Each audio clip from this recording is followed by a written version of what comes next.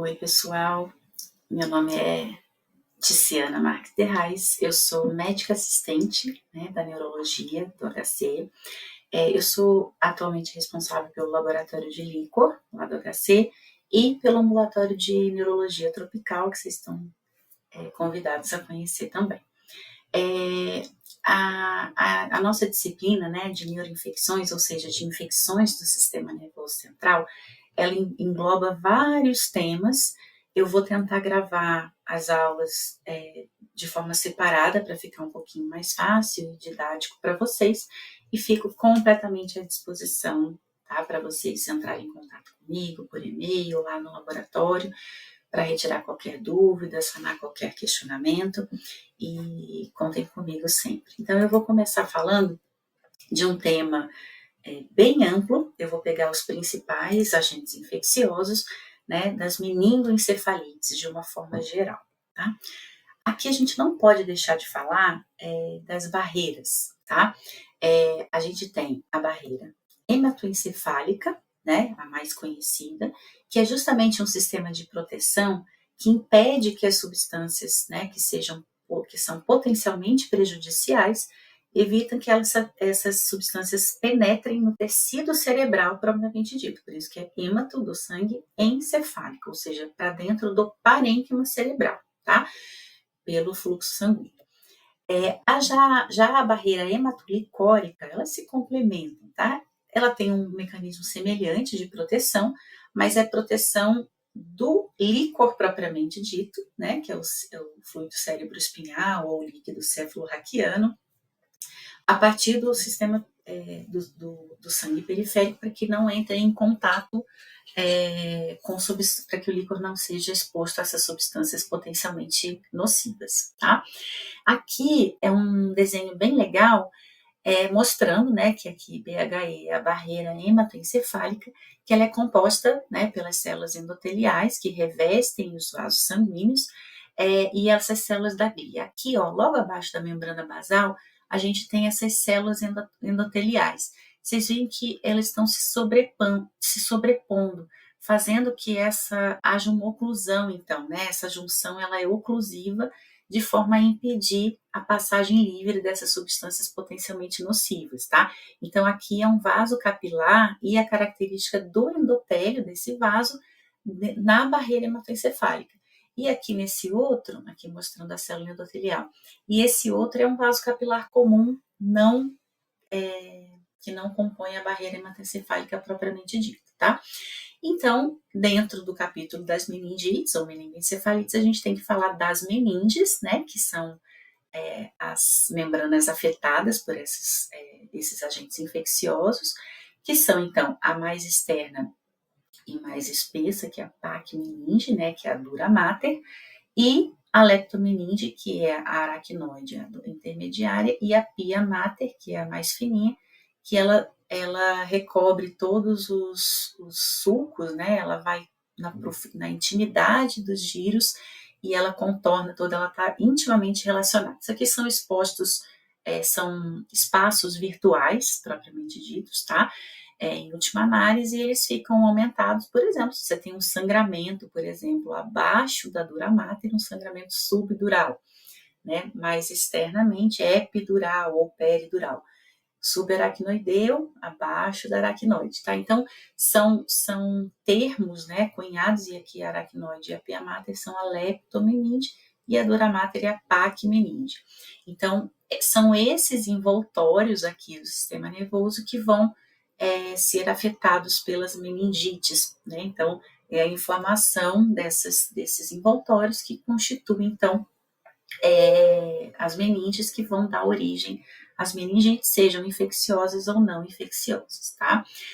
O líquor, o líquido cefalorraquiano, ele vai ser, de uma forma simplória, ele vai ser produzido pelo plexo coroide, tá?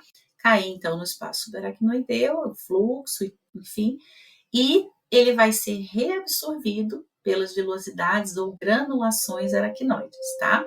Então, que estão presentes na maior parte, na sua maioria, nos seios venosos. O volume licórico que o adulto tem, por exemplo, em geral varia, de superfície corpórea para superfície corpórea, mas em geral de 90 a 150, uma média de 100 a 120 ml no total de líquor circulante. Em crianças, né, com uma superfície corpórea menor, obviamente, então 40 a 60 ml de líquor total. E eles têm uma taxa de produção de meio ml por minuto, mais ou menos, né? Então ele se renova pelo menos 4 a 6 vezes ao dia.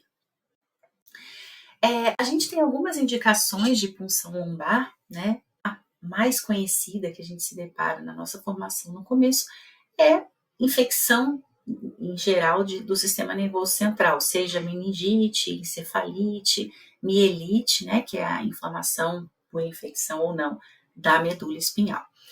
Alguns casos também, por exemplo, podem cursar com infiltração neoplásica. O que é isso? São casos, por exemplo, mais comum, leucemias agudas e alguns tipos de linfoma, que têm um alto risco de infiltração do sistema nervoso central, ou seja, por exemplo, na leucemia aguda, passarem blastos do sangue periférico para o sistema nervoso central, tá? Para o líquor. E isso leva um prognóstico muito pior quando o paciente tem infiltração neoplásica no líquor. E isso, inclusive, para diagnóstico, né? Então, assim, a indicação é para diagnóstico e para tratamento. A gente faz injeção de quimioterápicos, tá? Intratecal, ou seja, dentro do espaço subaracnoideu, tá? E o líquor também ele pode auxiliar em outras inúmeras doenças, tá? Por exemplo, para diagnóstico de esclerose múltipla, a presença de bandas oligoclonais, por exemplo, é um critério há alguns anos já para diagnóstico de esclerose múltipla. E pode auxiliar também com o raciocínio diagnóstico em outras doenças autoimunes de uma forma geral. Então, ele tem um valor muito grande, é um líquido muito nobre, e na maioria das vezes a gente faz por meio da punção lombar. A punção lombar, em geral, ela é feita entre L3, L4, L4, L5 ou L5, S1.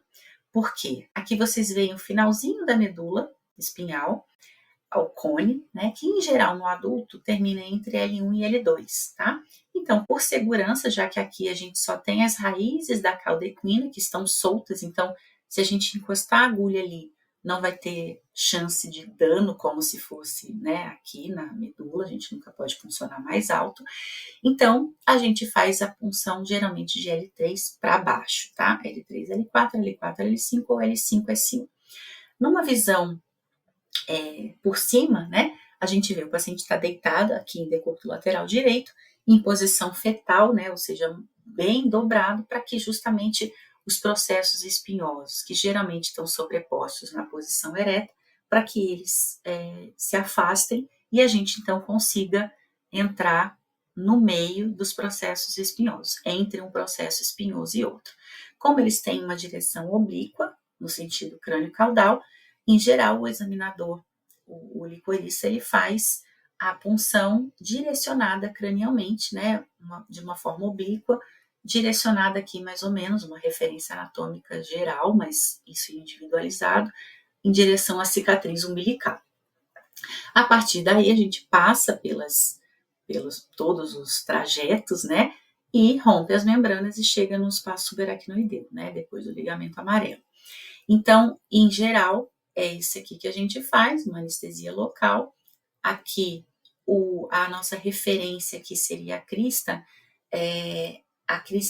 A linha entre as cristas passa, em geral, né, pelo corpo vertebral de L4.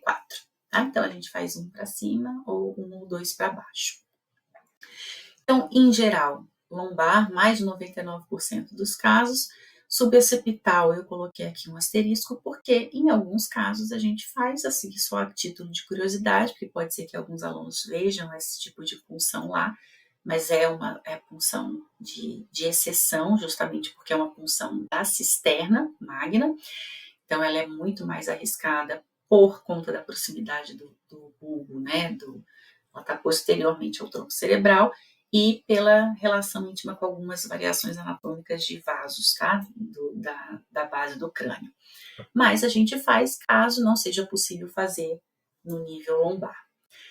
A gente tem algumas contraindicações para a punção lombar, que aqui eu acho que é o ponto-chave para qualquer pessoa que vai se formar na nossa área, tá? Na medicina, de uma forma geral, não necessariamente neurologista, porque o principal, né, da medicina é a não maleficência, certo? Então, não fazer o mal, tá? Então, mesmo antes de querer fazer o bem, obviamente. Então, as indicações, elas passam muito mais por um contexto clínico de quem está seguindo o paciente. Agora, a gente não costuma questionar indicações, agora, a não ser que haja alguma contraindicação. A principal e mais temida, né, é a hipertensão intracraniana às custas de uma lesão de massa, né, expansiva com efeito de massa, pelo risco de herniação cerebral. Por quê? Lembrando da doutrina de Monro Kelly, agora ela foi revisada, mas a doutrina clássica conhecida de todo mundo, ela é o que rege o equilíbrio das pressões aqui dentro, tá? Então, se você tudo na vida é relação conteúdo-continente. Aqui a gente tem calota, então aqui é osso, a gente não tem para onde expandir, caso o conteúdo ali esteja em excesso. Então, o que acontece? A gente tem 3, agora 4 conteúdos aqui. Dentro do continente da calota craniana, a gente tem parênquima cerebral, isso em condições normais, tá? Aqui tem coisas em excesso. Parênquima, líquor, sangue e o quarto elemento, agora o sistema linfático, tá? Recentemente, não tão recentemente descoberto. Mas o fato é, os 3 ou 4 elementos, eles estão ali em equilíbrio. Caso haja, por exemplo, o compartimento do parênquima tem pelo menos 3 coisas a mais aqui ocupando espaço, os outros compartimentos eles vão ter que se retrair para que haja a manutenção de um equilíbrio de pressões ali dentro. Só que isso tem um limite, vai ter vasoconstrição, diminuir a produção licórica, enfim, mas a partir de um determinado momento aquela pressão intracraniana vai subir muito. E se você, às vezes o paciente já está herniado até espontaneamente, tá? Com desvio de linha média, já tem até uma herniação para cá. Agora, aqui também, né, essa lesão muito grande faz uma pressão de todo o resto. Se você cria um gradiente de pressão fazendo uma comunicação com o ambiente externo, com a pressão atmosférica, você precipita uma herniação, né, um sistema que até então estava em equilíbrio. Então, isso é física pura. A gente tem que suspeitar de um paciente que tenha sinal de hipertensão intracraniana no exame neurológico e fazer um exame de imagem a depender das indicações. Então, eu vou abrir um parêntese aqui. O paciente pode ter uma hipertensão intracraniana que não seja às custas de uma massa. Mas como é que eu vou saber se ele está com náusea, vômito, ele está cheio de sinal de hipertensão intracraniana? Eu vou fazer um exame de imagem, a depender de alguns critérios, para saber se eu posso prosseguir ou não com a coleta do líquido. Quais seriam, então, esses critérios de realização de exame de imagem? Se o paciente tem, por exemplo, um déficit focal ao exame neurológico, por exemplo. Por essa lesão aqui, ele tem uma hemiparesia, por exemplo, né, contralateral. Essa lesão, né, qualquer uma, ou uma deficiência visual, qualquer coisa, ou um distúrbio de movimento, enfim, algum déficit focal que fala assim, nossa, esse déficit focal pode ser por uma lesão expansiva. Às vezes a gente faz a imagem, tem essas lesões que contraindicariam, beleza, fizemos o diagnóstico, vamos prosseguir com a investigação alternativa sem líquor, mas às vezes ele tem uma lesão isquêmica pequenininha que justifica o déficit, mas que não contraindica a punção. Então, o exame de imagem é diante de algum sinal de alarme. Então, o que é um alarme que você fala assim, será que o paciente tem alguma lesão expansiva que vai me contraindicar o líquor? Então, um déficit focal, que pode ser ou não por uma lesão expansiva, um rebaixamento do nível de consciência, tá? Ele pode ter um sódio baixo, ou ele pode ter uma lesão expansiva comprimindo o tronco, né? Substância reticular ativadora ascendente, levando ao rebaixamento do nível de consciência. crise epiléptica recente, nos últimos dias, né, última semana, que dentro desse contexto agudo, né, pode denotar a presença de uma lesão ali. Papiledema ao fundo de olho. Esse critério de papiledema talvez caia por terra, os últimos artigos não colocam, mas eu acho prudente, porque pode denotar uma hipertensão intracraniana no paciente com papiledema bilateral. Então, obrigatório, vocês viram, né? Exame neurológico completo e fundo de olho, tá? E história clínica para ver se não teve crise epiléptica recente. E se o paciente não tiver nada disso, mas for imunossuprimido, principalmente HIV, obrigatório, porque às vezes o HIV tem atrofia, lembra que eu falei do equilíbrio das pressões? Então, às vezes, ele tem espaço para crescer em lesões ali, porque o espaço que o parênquima ocupa é menor por atrofia pela presença do vírus, tá? Então, pacientes com HIV precisam fazer exame de imagem sempre, mesmo na ausência dos outros sinais, tá bom? Então, isso é importantíssimo, acho que é um dos pontos principais da aula, justamente para a gente não fazer mal ao paciente. Voltando aqui, então, contraindicação. Se você tem uma hipertensão às custas dessa lesão expansiva com efeito de massa, como aqui, por exemplo, contraindicado. Infecções na região da punção, né? Obviamente, se o paciente tem uma infecção, você pode levar para dentro do canal. Às vezes ele não tinha uma meningite, você carreou, por exemplo, por meio de uma infecção de tecido mole, por exemplo, um abscesso na pele, uma escara, tá? E, obviamente, se você tem, aqui a gente tem, no trajeto, a gente tem o plexo venoso também. Então, a gente pode, no trajeto da agulha, para a punção lombar, pegar um vaso, seja de pele, é facilmente compressível. Mas se o paciente tem uma plaquetopenia grave, uma coagulopatia importante, que não permita uma coagulação imediata, seja por via de coagulação ou hemostasia primária, né, da plaqueta, eu posso ter uma hemorragia, por exemplo, se eu peguei um vaso subdural, eu vou ter um hematoma subdural, epidural ou subaracnoideu, vai depender de onde o vaso tenha sido lesionado pela ponta da agulha. Então, são contraindicações também clássicas para a punção, tá? Então, essas lesões, por exemplo, aqui já tem até um desvio de linha média, né? O paciente já tem uma herniação subfalcina, tá? Então, não tem por que você fazer o exame para colocar o paciente em risco. Falando aqui só um passando do líquor, né? O que você vai solicitar e analisar? Aqui a gente só tem que lembrar, então, da composição normal do líquor. Ele geralmente é límpido e incolor, né? A famosa água de rocha. A pressão que a gente afere é até 25 centímetros de água, tá? Acima daí a gente já coloca uma hipertensão intracraniana, aí a gente vai investigar a causa. E isso lembrando que se tiver a imagem, se ela for indicada, ela estiver permissiva, tá? A celularidade, né, a contagem celular de leucócitos, até 5 por milímetro cúbico, que vão ser linfócitos e monócitos, né, normal a composição, e na ausência de uma hemorragia e de um acidente de punção, não é para ter hemácias no líquor.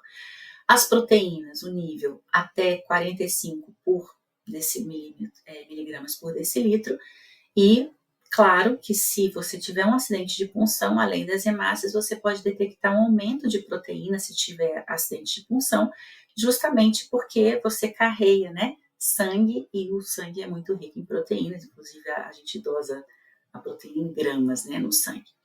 E a glicose, em geral, 50 a 80, mas vai depender muito da glicemia. Então, a gente faz uma glicemia pareada, pelo menos 2/3 da glicemia, ou seja, a glicemia ela vai ser consumida diante de uma resposta inflamatória, seja infecciosa ou não, tá? E a partir daí, da suspeição clínica, eu vou fazer a análise citológica e bioquímica para todo mundo, mas aí se a suspeita for de infecção, eu vou dosar, vou fazer culturas, vou pesquisar antígenos, anticorpos e outros marcadores indiretos que a gente já vai especificar diante de cada suspeição. A citologia, por exemplo, diante de um paciente que está com suspeita de meningoencefalite, e a gente vê aqui um predomínio neutrofílico, né? A gente vê bastante um predomínio claro de polimorfo nuclear, até prova em contrário, é uma meningite bacteriana aguda, tá? Então, falando um pouquinho das meningites, a gente tem as bacterianas e virais, na grande maioria dos casos, E lembrando que o conceito de meningite bacteriana aguda é a infecção purulenta das leptomeninges, tá? Que é aquelas duas mais, a do meio, né? A aracnoide e a pia, que é a mais interna. E lembrando aqui uma resposta inflamatória muito exuberante, lembrando da letalidade elevadíssima, né? Crianças 5 a 10% e adultos até 25%. Aqui a gente tem um gráfico clássico que vai ser sempre citado nas aulas sempre. A gente tem os 3 agentes infecciosos mais comuns da meningite bacteriana de comunidade, que é o Streptopneumoniae, a Neisseria meningitidis e o Haemophilus influenza. Desde o início do século passado, a gente tinha uma letalidade aqui para o Streptopneumoniae, que é o pneumococo, e para o Haemophilus, virtualmente de 100%. E aqui, 70% a 80%, a letalidade do meningococo, da Neisseria. Aqui, concorda que a gente teve uma queda muito expressiva? Essa queda foi pelo brilhante Alexander Fleming, que descobriu em 1928 a penicilina. A partir daí, obviamente, caiu muito, mas vocês percebam que a letalidade do pneumococo e das outras um pouquinho, mas fica em torno de 20% ainda. Infelizmente, mesmo com o advento, a descoberta de inúmeros outros antibióticos de gerações mais novas, né, de última geração, ainda a letalidade de uma meningite bacteriana aguda purulenta é ainda em torno de 20% em alguns casos, tá? Varia entre crianças e adultos, idosos, imunossuprimidos, mas em geral ainda a letalidade é alta, ou seja, é premente um diagnóstico precoce para um tratamento o mais precocemente possível, tá? Manifestações clínicas é o clássico que a gente conhece, uma síndrome infecciosa, né, com febre, uma hipertensão intracraniana, cefaleia, vômito, rebaixamento do nível de consciência. No recém-nascido, que ele tem fontanela aberta, o que denota o aumento da pressão intracraniana pela resposta inflamatória é o abalamento das fontanelas, tá? Lembrando que se está aberto, já tem comunicação com o meio, né, com equilíbrio com a pressão atmosférica, a gente não precisa de imagem no recém-nascido, tá? E, na verdade, não só no recém-nascido, até o bebezinho fechar a fontanela, a gente não precisa fazer exame de imagem, tá? Por mais que ele tenha algumas lesões ali dentro, já está equilibrado com a pressão atmosférica, então, do ponto de vista físico, não existe risco de herniação, tá bom? E a síndrome de irritação meníngica clássica, né? Rigidez de nuca e os sinais de Kernicke e Brudzinski, tá? Que é a rigidez de nuca, né? O paciente levanta, Kernicke a partir da flexão, e o Brudzinski da perna, né? E o Brudzinski, a elevação do pescoço, o paciente flete as perninhas. Essa tríade, tá? De clássica, febre, rebaixamento e rigidez de nuca, descrita classicamente, ela não está presente na maioria dos casos. A tríade, né, completa em torno de 40% a 44% dos casos, infelizmente, tá? E lembrando que em recém-nascidos e crianças abaixo de 1 ano, a suspeição tem que ser elevadíssima, porque pode dar isso aqui tudo, febre ou até hipotermia, choro, a criança fica mais gemente, irritada ou letárgica, pode cursar com recusa alimentar, crise de origem epiléptica, fontanelas abaladas, mas em recém-nascido, o principal sintoma é desconforto respiratório, ou seja, não leva à suspeição de algo no sistema nervoso central. Por isso que punção lombar entra no protocolo de sepse neonatal impreterivelmente, tá? Agora, no próximo vídeo, eu vou falar um pouquinho de alguns agentes específicos.